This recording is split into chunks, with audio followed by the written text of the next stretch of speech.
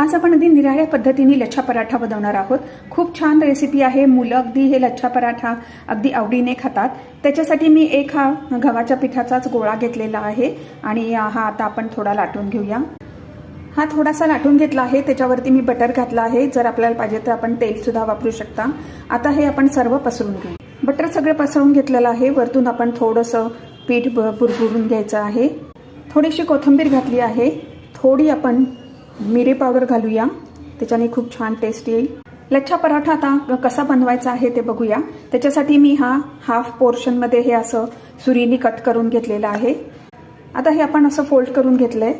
त्यानंतर असं आपण गोल गोल फोल्ड करत जायचंय। हे बघा, हे असं आपण फोल्ड करून घेतलेलं आहे।